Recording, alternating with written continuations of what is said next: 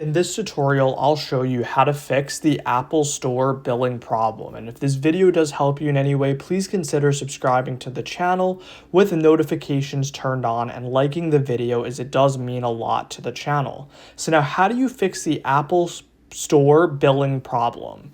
So what you need to do is go over to settings. There's two methods for this. You could go over to settings, search a payment, click payment and shipping, and then it'll go ahead and take you over to your payment methods, right? Now, what you could do for the first method, you could add another payment method and try using another payment method. That could go ahead and fix the Apple Store billing problem, and it should go through if you add another payment method. The other method to go ahead and fix this, you could go ahead and buy an Apple gift card and use Apple gift cards instead. If that doesn't work, you could do that as well.